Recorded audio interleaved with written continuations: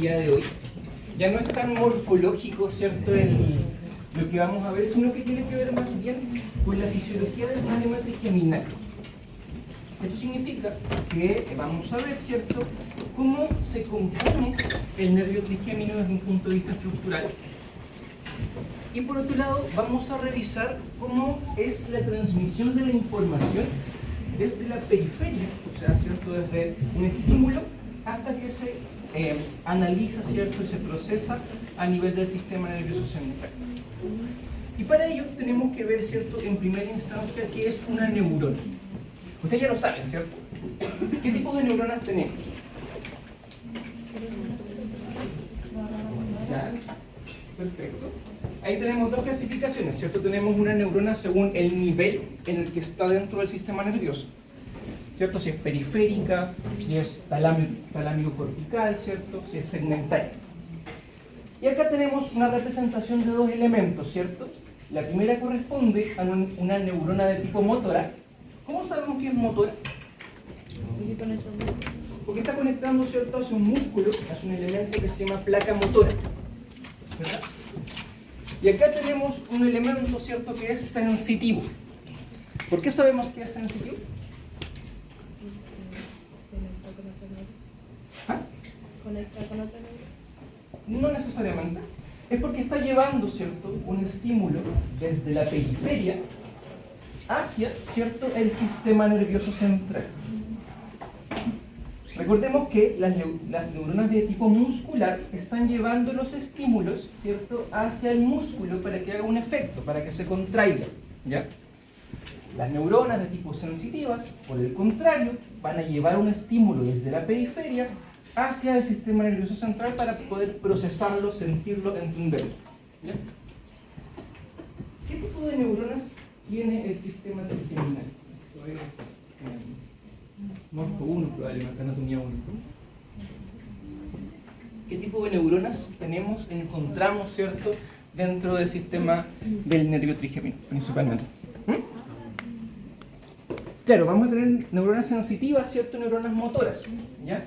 Neuronas sensitivas, ¿cierto?, que son de tipo pseudo-unipolares, ¿ya? Esa es la respuesta que buscaba. Pseudo-unipolar porque pareciera que tiene, ¿cierto?, que tiene las características de una neurona motora, pero en realidad lo que tiene, ¿cierto?, es un núcleo, ¿cierto?, que va a formar un ganglio. ¿Recuerdan el ganglio trigeminal? Ya. Van a, ¿cierto?, formar un ganglio trigeminal y desde ese ganglio va a salir, ¿cierto?, una proyección hacia la periferia. Lo vamos a ir revisando, ¿cierto?, paso por paso. Pero lo primero es que me cuenten un poquitito qué entienden por esto.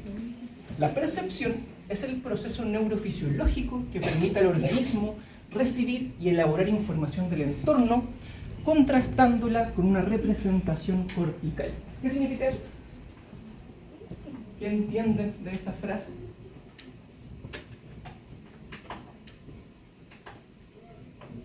¿Qué es la percepción? Yo les pregunto, ¿qué es la percepción?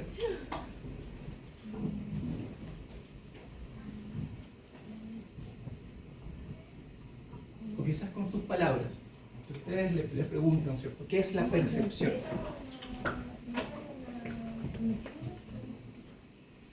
Bien, básicamente, ¿cierto?, es el proceso biológico por el cual, ¿cierto?, nuestro cerebro interpreta, elabora, ¿cierto?, lo lleva a un nivel cognitivo, ¿ya?, un estímulo externo.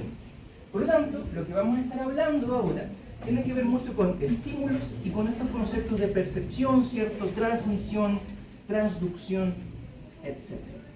Entonces, ¿qué es lo que pasa? Básicamente, ¿cierto?, frente a un estímulo externo. ¿Qué estímulos ustedes conocen externos que nosotros podemos percibir? ¿Eh? El tacto, ¿cierto? Estímulos táctiles. ¿Qué más? Estímulos visuales, ¿cierto? ¿Qué más? Auditivos. ¿Qué más? Dolor. Gusto. Olfativos, ¿cierto? Aromas, olores. Temperatura, ¿cierto?, presión, vibración, etc. Sí.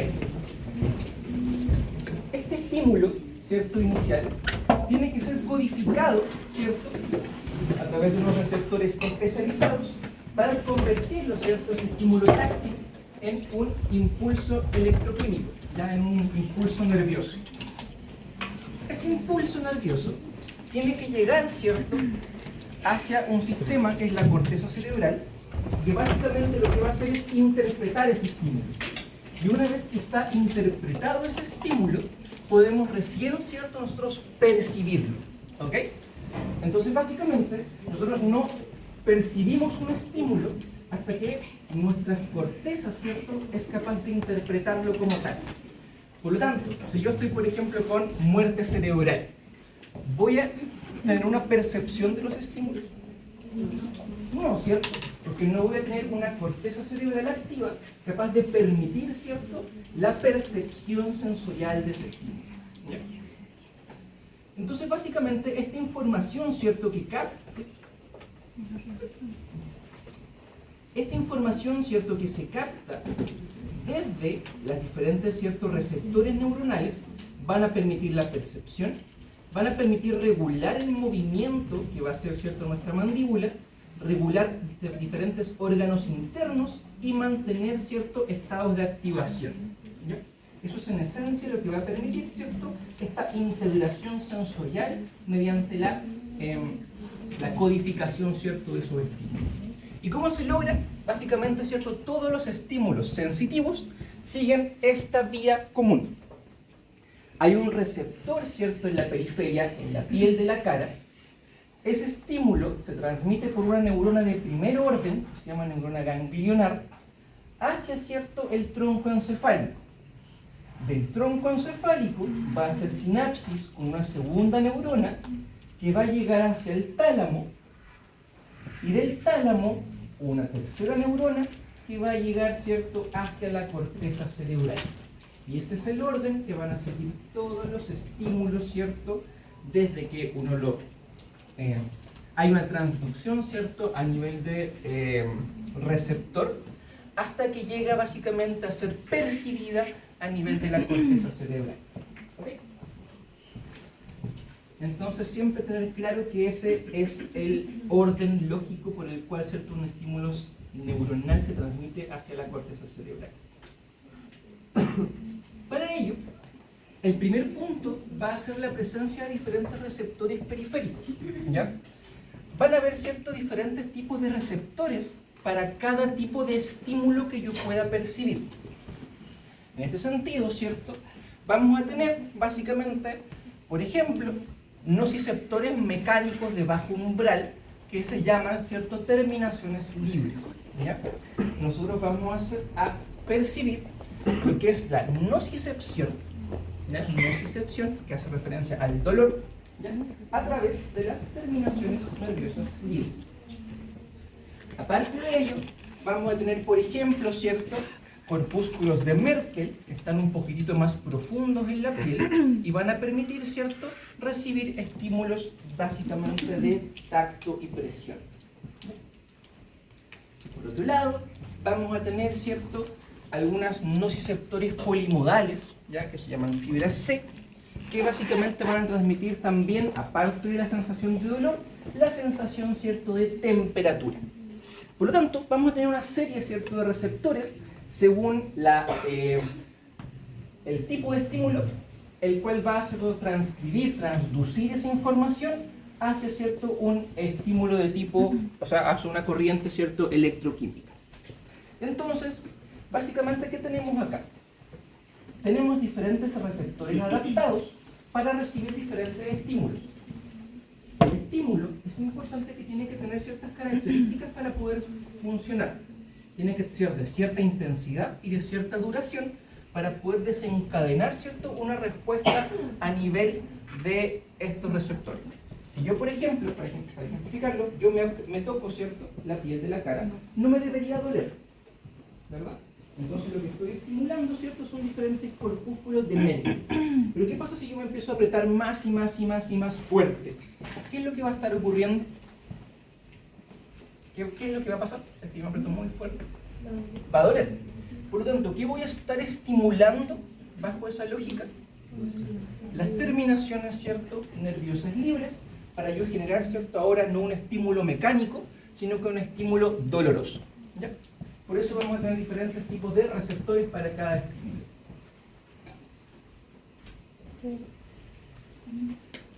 Estos receptores ya van a estar, ¿cierto?, asociados a una neurona, ¿ya?, que se llama neurona de proyección. Y básicamente van a haber diferentes densidades de receptores dentro de un área específica. Si yo les pregunto, por ejemplo, dentro de la boca, ¿cierto?, en comparación con la frente, ¿dónde creen ustedes que encontramos mayor cantidad de receptores? Acá. O dentro de la boca. Dentro de la boca, ¿por qué creen ustedes? ¿Porque recibe más estímulos? Ustedes, por ejemplo, les ha pasado que están comiendo, no sé, lentejas y les sale una piedrecilla, ¿cierto? ¿Se dan cuenta de inmediato? Bien. Eso es porque en esencia, ¿cierto?, nuestra cavidad oral está llena, pero llena de diferentes tipos de receptores. Hay una mayor densidad de receptores. A diferencia, ¿cierto?, de lo que encontramos, ¿cierto?, en otros puntos, como por ejemplo la piel, ¿cierto?, de la frente o incluso de la espalda. Hay un clásico, ¿cierto?, ejemplo, donde uno, por ejemplo, si toca con 2 dedos en la parte de la espalda de una persona, y la persona le pregunta con cuántos dedos estoy tocando, le es muy difícil discriminar cuántos puntos, ¿cierto?, de apoyo hay. A diferencia, ¿cierto?, que si lo hacemos en la cara, somos mucho más, es mucho más sencillo poder discriminar, ¿cierto?, entre 2 puntos. Por lo tanto, va a depender de la densidad de receptores, la capacidad que tenemos, ¿cierto?, de comprender esta información. Y eso es similar, ¿cierto?, a lo que pasa con las fotografías y los píxeles. ¿Ya? En lugares donde hay menor densidad de receptores, nosotros podemos observar, ¿cierto?, una imagen pixelada, no se ve nada, no se entiende mucho. Y a medida, ¿cierto?, que aumentamos la cantidad de píxeles, ¿cierto?, que aumentamos la cantidad de receptores, somos mucho más precisos en discriminar qué tipo de objetos, ¿cierto?, estamos evaluando. ¿Ya? Ese es como el ejemplo clásico. Y esa capacidad se denomina esterognosia. ¿Ya? La capacidad de visualmente, ¿cierto?, nosotros distinguir qué cosa estamos viendo. ¿Ya? Y dentro de los elementos, ¿cierto?, de la esterognosia, tenemos la esterognosia oral, ¿cierto?, que es la capacidad de nosotros distinguir con nuestra cavidad oral, ¿cierto?, qué cosas tenemos dentro de la boca. Bien. Entonces, en esencia, la clasificación de estos receptores periféricos van a ser, ¿cierto?, estos 4. Exteroceptores, que nos permiten, ¿cierto?, captar estímulos externos: frío, calor, presión. Los nociceptores, que nos van a permitir, ¿cierto?, captar el dolor.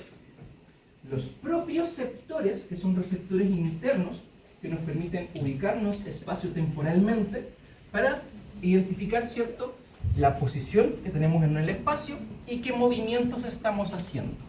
Por ejemplo, dentro, ¿cierto?, de nuestro sistema estomatognático, ¿dónde creen ustedes que hay una gran cantidad de propioceptores?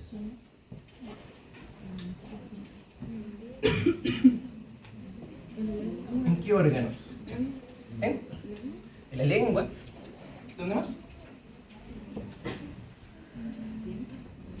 Imagínate que lo que están evaluando, ¿cierto?, es la posición en el espacio y el movimiento. Entonces, ¿qué órganos tenemos móviles, ¿cierto?, dentro de nuestro sistema? Cabeza y cuello. El cuello, ¿cierto? Tenemos una cierta densidad de propioceptores a nivel del cuello. ¿Qué más?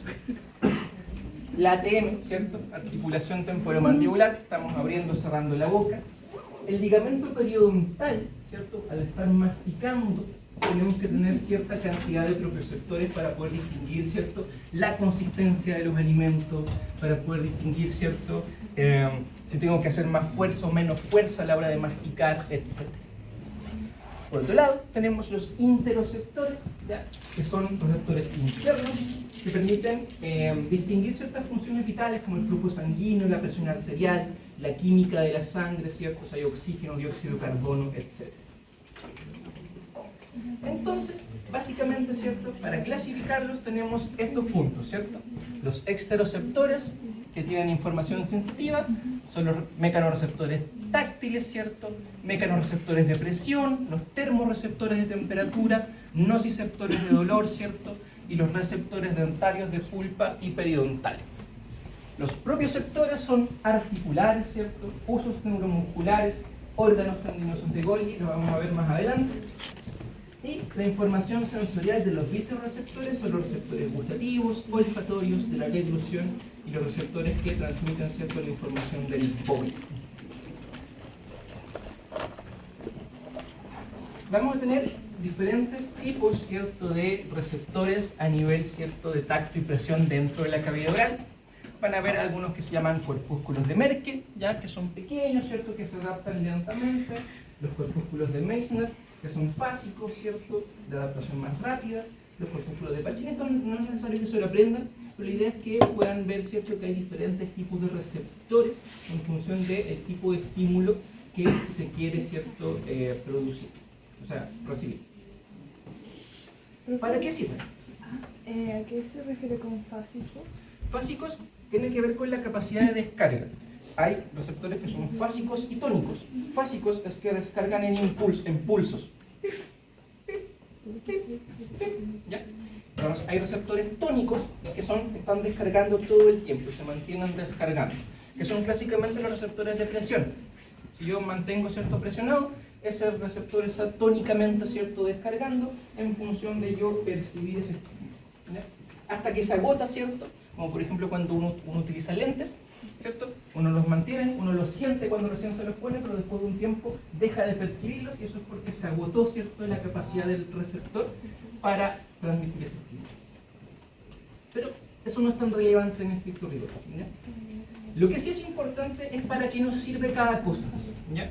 ¿Para qué creen ustedes que nos sirven los termorreceptores, que es la capacidad de nosotros percibir la temperatura, y los nociceptores para percibir el dolor? ¿Ah? Para la protección, ¿cierto? Los termorreceptores para percibir, ¿cierto?, la temperatura de los alimentos, tanto fríos o calientes, ¿ya? Si hay un alimento que está muy caliente, obviamente voy a tener una respuesta refleja, ¿cierto?, de tratar de evitar tomarlo, ¿cierto?, o evitar ingerirlo en función de no quemarme, ¿cierto? ¿Y para qué creen ustedes que nos sirve el dolor?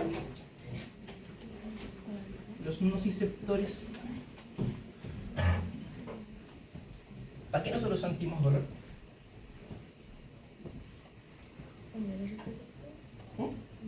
También es una función de protección, ¿cierto? Cumple funciones de protección para yo, ¿cierto?, evitar dañarme aún más. O en función de aislarme, ¿cierto?, y tener recuperación. Yo necesito, ¿cierto?, recuperar mis tejidos en función, cuando tengo algún tipo de daño. En función de aquello, ¿cierto?, sentimos dolor para yo evitar, ¿cierto?, estar exponiendo ese tejido a nuevos estímulos que puedan dañar. ¿Ya? Nosotros tenemos dos formas de dolor. ¿Ya? Tenemos un dolor que se transmite de manera bifásica, es decir, que tenemos un dolor rápido y un dolor que es más lento. Y eso es el clásico ejemplo de la quemadura. Yo, ¿cierto?, coloqué mi mano en la combustión lenta, me quemé, ¿cierto?, y sentí un dolor inicial, ¿cierto?, ese estímulo doloroso primario. Pero después me quedó ardiendo, ¿cierto?, doliendo por un rato o un par de días. Ese dolor es de conducción más lenta, ¿ya? Y los dos tienen una función de carácter protector. El primero generalmente, ¿cierto?, el más rápido, es para activar reflejos. El que es más lento es para activar ciertos mecanismos de recuperación. Eso lo vamos a ver más en detalle cuando veamos dolor propiamente. Y eso se transmite, ¿cierto? Este elemento bifásico se transmite mediante dos tipos, ¿ya?, de nervios. Las terminaciones nerviosas libres, que se llaman fibras A delta, esto es importante que eso lo aprendan, son mielínicas. ¿Qué significa que sean mielínicas? Que tienen cierto vaina de mielina, por lo tanto la velocidad de conducción es más rápida, ¿ya? Por lo tanto transmite, ¿cierto?, esta información de dolor agudo, rápido, ¿ya? Por otro lado, vamos a tener terminaciones nerviosas libres, ¿ya?, que son de tipo C, que son más pequeñas, más delgadas, ¿cierto?, y amielínicas. ¿Qué significa que sean amielínicas? Que no tienen vaina de mielina. ¿Y qué pasa si no tienen vaina de mielina? La conducción es más lenta, por lo tanto van a transmitir, ¿cierto?, ese dolor que duele, ¿cierto? Más sordo, más difícil de identificar, ¿cierto? Y finalmente la sensación de ardor.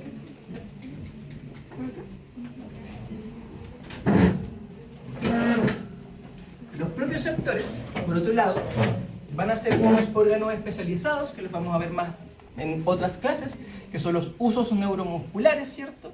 Y otros esteroceptores, o en realidad propioceptores, que nos van a permitir, ¿cierto?, ver dónde está el movimiento y la posición espacial. Y los visceroceptores van a permitir, ¿cierto?, ver ciertas sensaciones como el gusto, ¿cierto?, el olfato, regular la actividad autonómica, ¿cierto?, la que no somos conscientes, y, ¿cierto?, estos generalmente se ubican en la lengua, en la faringe, la laringe, ¿cierto?, y el bulbo olfatorio a nivel de cavidad nasal. Entonces, ahora sí, comenzamos con la materia propiamente tal. En esencia, ¿cierto?, vamos a tener diferentes elementos, ya diferentes tipos neuronales. Ya vimos, ¿cierto?, fibra C, fibra A delta, que son para transmitir ¿qué cosa? Dolor. ¿Y la A delta? Además del dolor, temperatura, ¿cierto? Tenemos otro tipo neuronal que son de tacto, presión, ¿cierto? Que son las A beta. Esto recordarlo, por favor, que después en anestesia les va a servir bastante. Fibra C, fibra A delta. Fibra C, dolor exclusivamente. A delta, dolor y temperatura. A beta, ¿cierto? Tacto, presión. Ya esas van a ser, ¿cierto?, los tipos de fibras nerviosas. Tenemos la A alfa, que son unas exclusivas, ¿cierto?, para transmitir propiocepción mediante un órgano especializado que se llama uso neuromuscular. Lo vamos a ver en otras clases. Y ahora sí, el nervio trigémino. ¿Qué se acuerdan ustedes del nervio trigémino? Anatomía hace un año atrás. Menos un año.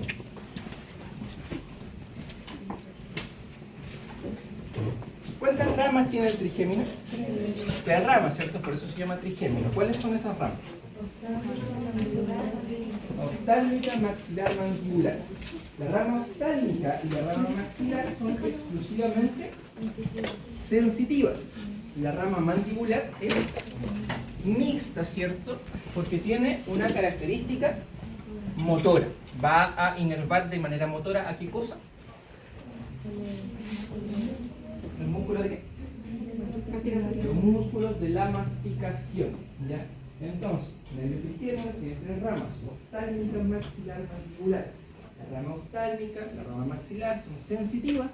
La rama mandibular es mixta, que tiene una parte, ¿cierto?, que inerva de manera motora a los músculos de la masticación.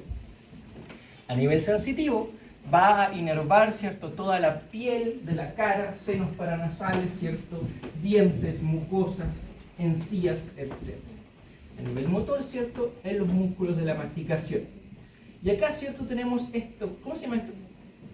Esta cara.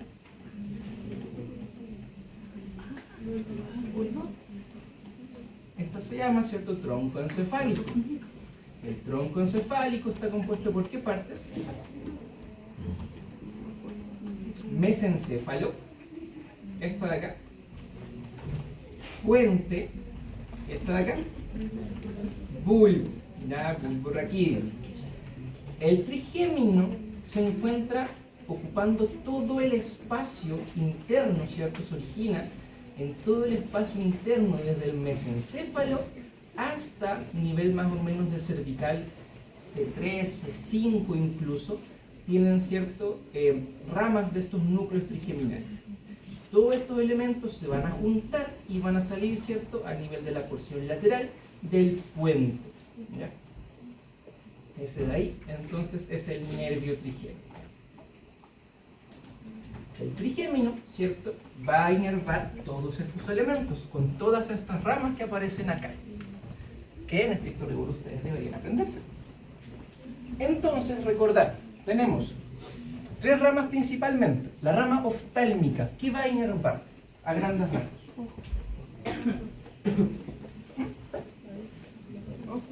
¿Ojos en qué sentido? ¿Nos va a permitir ver? No, ¿cierto? Ya. ¿Qué cosa de los ojos?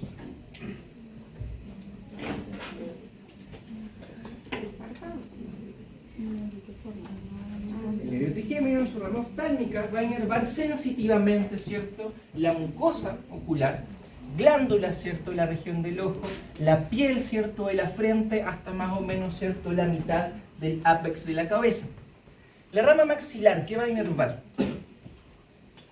Esto ya tienen que saberlo para ser odontólogo, ¿verdad? ¿Qué inerva la rama maxilar del trigémino?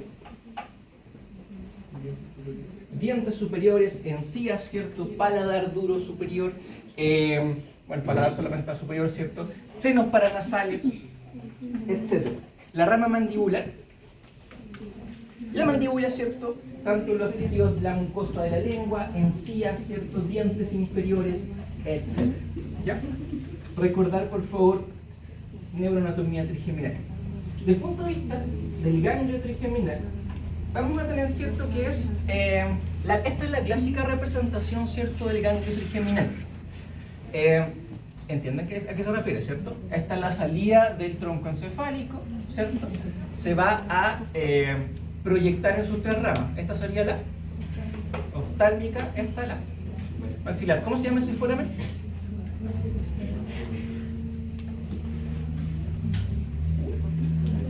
Foramen redondo, ¿ya? Y acá, oval, foramen oval. Vamos, rama mandibular. La rama mandibular no sale con los nerviecitos desde directamente, ¿cierto?, el nervio, sino que se une, ¿ya? Pasa por debajo de estas membranas, ¿cierto?, que son los epineuros, perineuros, etc. Y se une, ¿cierto?, ya más o menos en la salida del foramen oval hacia hacia, ¿cierto?, los músculos de la masticación. ¿Ya? Entonces, esto es lo que les comentaba, ¿ya? Esto de acá, ¿cierto?, es el tronco encefálico, ¿ya? Esto es el bulbo, ¿cierto?, puente y mesencéfalo. Y si se fijan, esto representa los núcleos del nervio trigémino, ¿ya? Como ustedes pueden ver, va a estar compuesta, ¿cierto?, a nivel sensitivo por neuronas pseudo-unipolares, que son lo que está acá en azul, ¿ya? Que van a, ¿cierto?, tener su cuerpo neuronal a nivel del ganglio trigeminal. Vamos a tener, ¿cierto?, los núcleos trigeminales, que corresponden, ¿cierto?, a todo este sistema de diferentes núcleos que van a estar dentro del tronco encefálico, y diferentes motoneuronas, que van a tener un núcleo aparte, ¿cierto?, que es el núcleo motor, el cual va a sacar una neurona que va a pasar, ¿cierto?, hacia unirse al nervio mandibular sin pasar directamente por el ganglio, ¿ya? Entonces vamos a tener, ¿cierto?, este nervio de tipo mixto. Y acá están los núcleos trigeminales, ¿ya? Vamos a tener diferentes núcleos.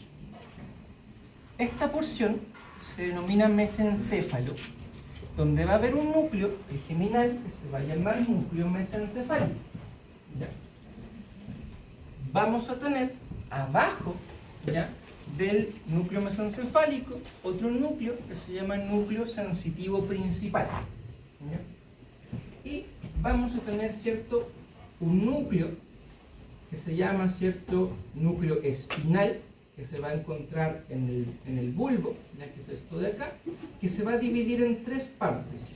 Hacia arriba, un subnúcleo oral, intermedio, un elemento que se llama interpolar, y hacia abajo, un subnúcleo que se denomina caudal. Entonces, si tuviéramos que dibujarlo, ¿cierto?, vamos a tener hacia arriba un elemento que se llama núcleo mesencefálico,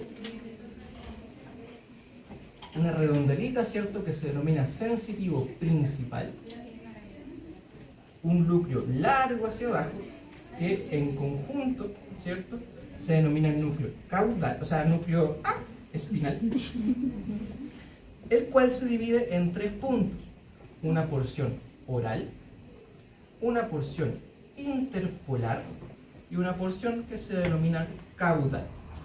¿Ok? Esas son las tres divisiones segmentarias de estos núcleos trigeminales. ¿Por qué es importante? Porque cada una cumple funciones diferentes que tenemos que, ¿cierto?, revisar. ¿Ya?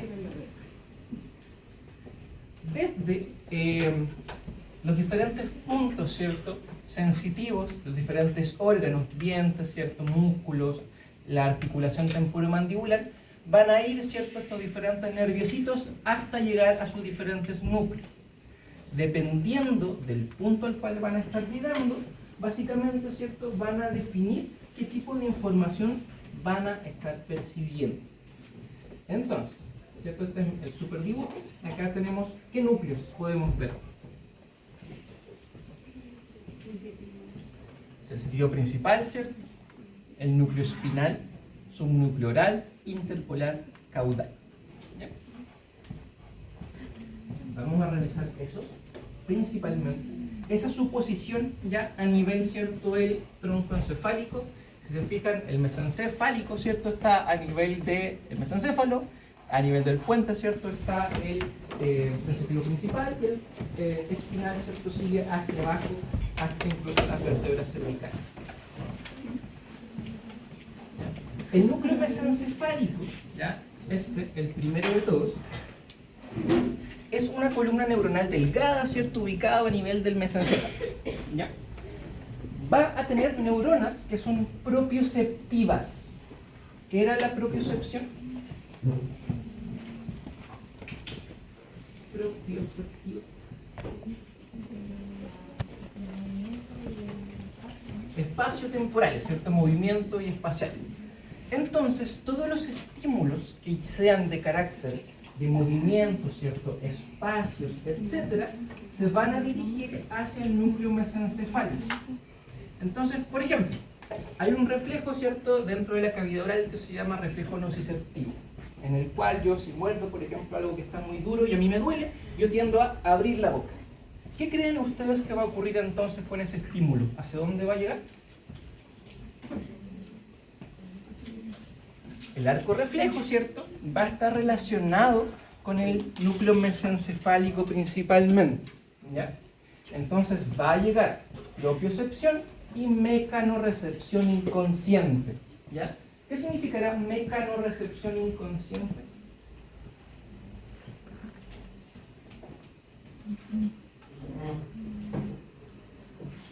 La recepción de estímulos mecánicos que no pasan directamente, ¿cierto?, hacia la corteza cerebral. ¿Ya? Mecanocepción inconsciente. Entonces, núcleo mesencefálico, ¿cierto?, propiocepción, mecanocepción inconsciente, media, ¿cierto?, las diferentes conexiones reflejas. El sensitivo principal va a permitir recibir el tacto y la presión, ¿cierto?, y la propiocepción consciente. ¿Qué será la propiocepción consciente? Yo voluntariamente, ¿cierto?, trato de, no sé, abrir la boca, ¿cierto?, y yo sé, quiero llegar hasta cierto punto específico. Eso es un estímulo consciente. Entonces, todos estos elementos mecanosensitivos, propioceptivos, conscientes, van a llegar al núcleo sensitivo principal. Pero principalmente, ¿cierto?, el tacto y presión epicrítico. ¿Qué es epicrítico? ¿No han escuchado alguna? No. Ya. Es el tacto fino, ¿ya? La presión fina, la capacidad de discriminar, ¿cierto?, cosas muy pequeñitas. Todo va a llegar, ¿cierto?, a nivel del núcleo sensitivo principal. A nivel del núcleo espinal, ¿ya?, es una larga columna, ¿ya?, que va, ¿cierto?, desde la porción inferior del puente hacia más o menos, ¿cierto?, C3, C5, ¿ya? Y va a contener conexiones de diferente tipo, refleja, ¿cierto?, con el nervio facial, el glosofaringeo, el vago, el hipogloso, ¿ya? Y también desde el cuello, ¿ya?, desde el C1, ¿cierto?, a C5. Entonces, por eso, por ejemplo, algunos dolores de cuello pueden también irradiar, ¿cierto?, hacia la región de la cara. Esto ya es mucho, lo vamos a obviar. Lo que sí, ya dentro del núcleo sensitivo principal, vamos a tener, ¿cierto?, un subnúcleo que se llama subnúcleo oral, ya, que es este primer, ¿cierto?, núcleo que tenemos acá. En el subnúcleo oral, ya, lo que van básicamente, ¿cierto?, a tener, al igual que en el sensitivo principal, es el tacto y presión epicrítico y la propiocepción consciente. Entonces, estos mecanismos entre el sensitivo principal y el subnúcleo oral del sistema, ¿cierto?, espinal, van a mezclarse un poquitito, ¿cierto? Estos dos hacen más o menos lo mismo, ¿ya?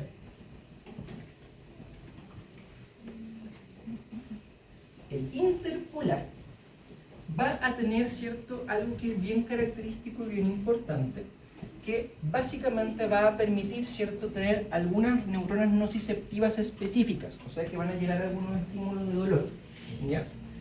Desde principalmente los dientes, ¿ya? Los dientes principalmente, ¿cierto?, van a tener sus estímulos dolorosos a nivel del núcleo interpolar, ¿ya? Y también va a permitir, ¿cierto?, definir algunos elementos mecánicos. Y quizás el más importante de todos, ¿ya? Que va a permitir, ¿cierto?, la integración sensitiva, ¿ya? O sea que van a llegar, ¿cierto?, algunos elementos sensitivos de diferentes puntos, de temperatura, tacto, presión y dolor. Todo el dolor de la región facial, orofacial, se va a procesar, ¿cierto?, inicialmente a nivel del núcleo, ¿cierto?, caudal del trigémino. ¿Ya? ¿No? Bien, entonces, ¿cierto?, todo lo que corresponde al sistema de dolor propiamente tal, van a llegar a lo que corresponde, ¿cierto?, al subnúcleo oral e interpolar, ¿cierto?, de este sistema trigémino. Y ahora es importante tener en consideración que este sistema, sobre todo el subnúcleo caudal, núcleo espinal, ¿cierto?, va a recibir proyecciones desde otros nervios, ¿cierto?, vago, el glosofaríngeo, ¿cierto?, el nervio facial. Eso va a generar que tengamos, ¿cierto?, de repente cruces de cables, en los cuales, ¿cierto?, algún, por ejemplo, un estímulo mecánico, ¿cierto?, a nivel del borde posterior de la lengua, puede referir cierto dolor hacia otros puntos, ¿cierto?, cercanos, como hacia la punta de la lengua. Entonces, si bien no están inervados por el mismo nervio, ¿cierto?, la punta de la lengua y la porción posterior de la lengua, el dolor se puede proyectar, ¿cierto?, o referir en producto de estas conexiones que tiene con diferentes elementos, ¿cierto?, dentro del mismo tronco encefálico. Es importante que tengamos en consideración entonces las diferentes conexiones que va a tener, ¿cierto?, los diferentes núcleos. El núcleo mesencefálico va a tener conexiones desde los usos neuromusculares, órganos tendinosos de Golgi, mecanorreceptores articulares y mecanorreceptores periodontales, hacia, ¿cierto?, los diferentes elementos del sistema nervioso central para llegar a generar reflejos que se llaman reflejo masopterino, ¿cierto?, reflejos de inervación recíproca, facilitación monosináptica, reflejos de apertura bucal, reflejos de pausa motriz y reflejos cervicales. ¿Qué significa todo esto? No se los voy a contar yo, sino que lo van a hacer ustedes en una próxima, ¿cierto?, sesión. La idea es que formen grupos, ¿ya? O sea, no ahora, sino que la idea es que para mañana, ¿cierto?, que tenemos otra clase, ustedes puedan formar grupos de unos 6, ¿cierto?, 7 personas, y les vamos a entregar un reflejo a cada uno, a cada grupo, ¿cierto?, porque nuestra primera evaluación, que creo que es como en 2 semanas más, va a ser una presentación de los diferentes reflejos, ¿cierto?, trigeminales.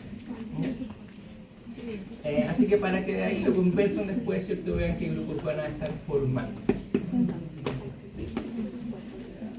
Desde el núcleo sensitivo principal vamos a tener diferentes, ¿cierto?, elementos. Vamos a tener, ¿cierto?, interneuronas que van a conectar diferentes ejes entre sí. Vamos a tener, ¿cierto?, conexiones del núcleo sensitivo principal, ¿cierto?, con el tálamo, con el cerebelo, con la formación reticular, ¿cierto?, y algunas conexiones reflejas.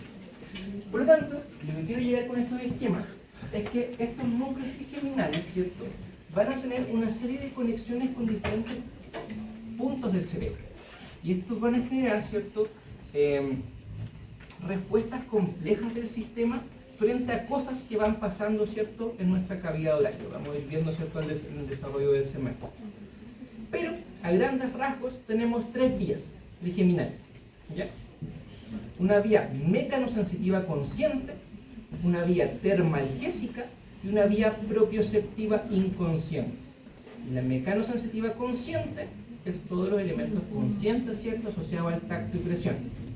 Termalgésica es lo que lleva el dolor y la temperatura, y la propioceptiva inconsciente es todo, ¿cierto?, la propiocepción, que es de carácter inconsciente.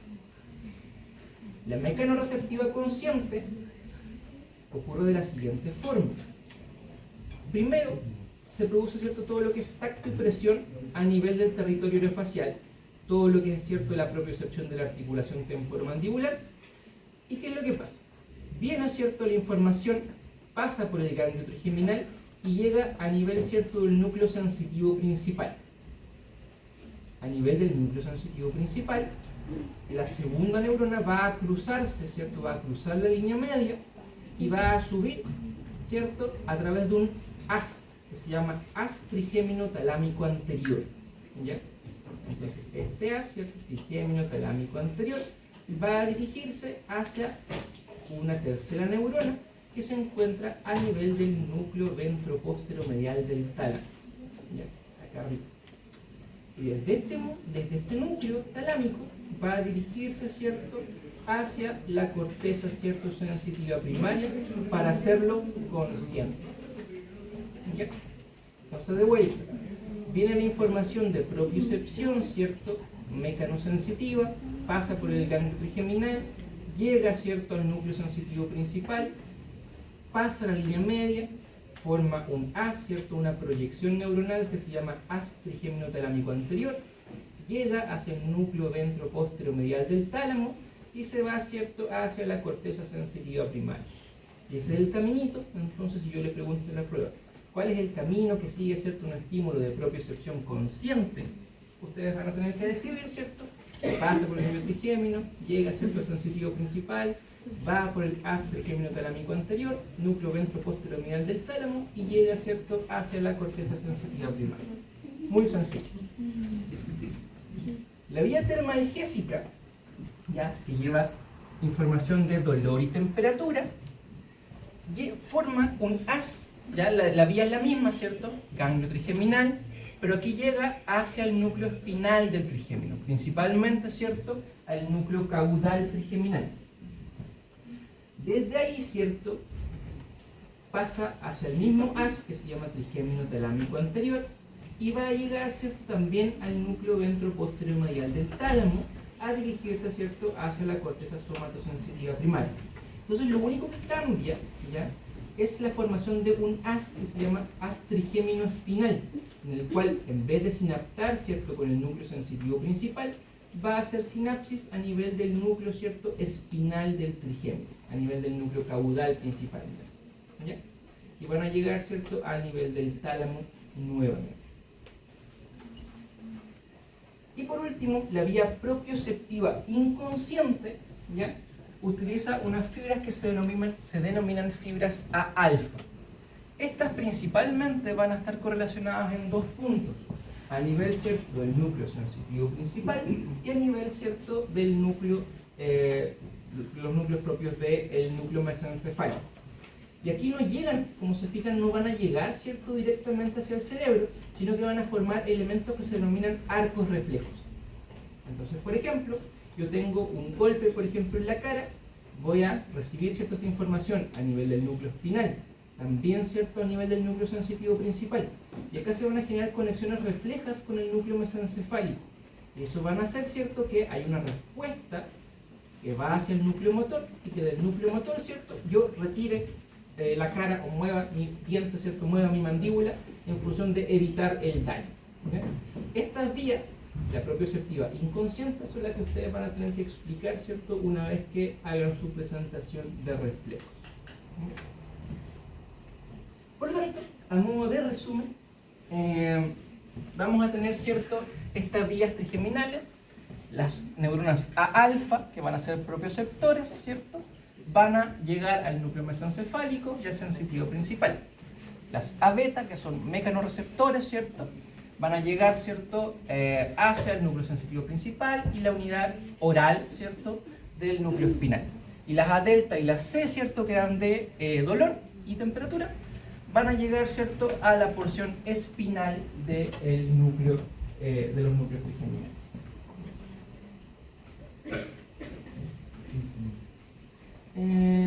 Bueno, hay un sistema que se llama sistema trigeminal rostral, ¿ya?, que básicamente va a comprender las conexiones entre sensitivo principal y oral, ¿ya?, y la propiocepción consciente y el tacto epicrítico, y un sistema caudal, que es como el más importante, que involucra el subnúcleo interpolar y caudal, que va a permitir, ¿cierto?, llevar la información de dolor y temperatura. ¿Ya? Entonces, del núcleo caudal, ¿cierto?, está el tálamo, y del tálamo a la corteza va a recibirse todos los elementos, ¿cierto?, que son propios de dolor, ¿cierto?, y temperatura. Estamos repitiendo un poco lo mismo varias veces. Ahora sí, por último, toda esta información que va desde el tálamo a la corteza va a tener áreas específicas de la corteza cerebral en la cual, ¿cierto?, se va a interpretar esta información. ¿Ya? Generalmente, la información relacionada con la cara va a estar a nivel de la corteza parietal, ¿ya?, en el área somatosensitiva primaria. Y aquí, como ustedes pueden ver, este mono lo que representa, ¿cierto?, es la capacidad de discriminación sensorial que tenemos respecto a las diferentes formas de la cara.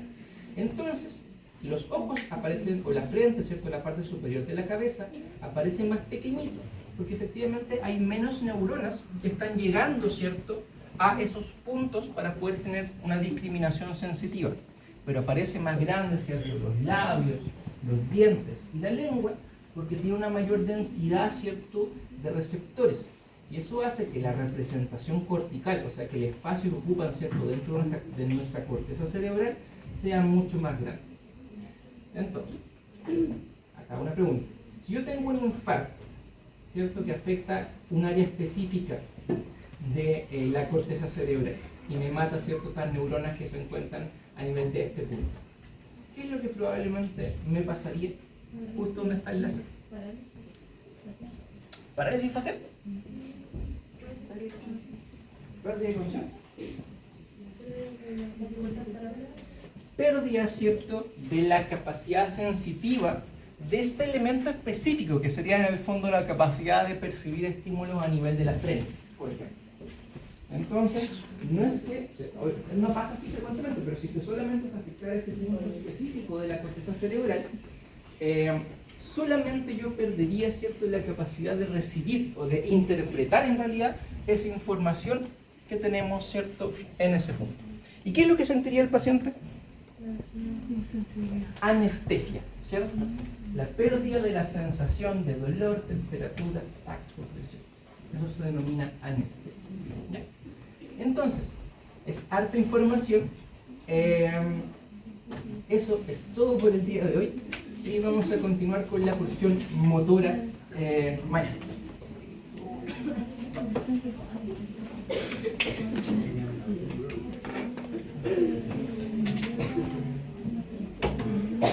Oye, entonces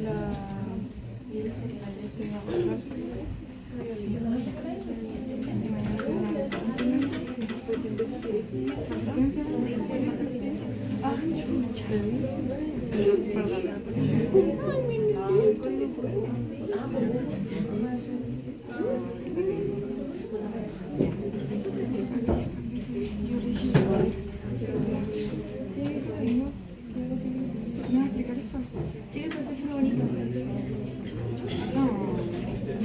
mucha diferencia aquí.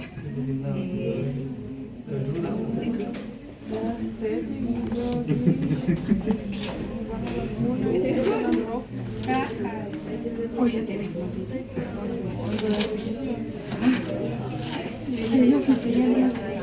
¿verdad?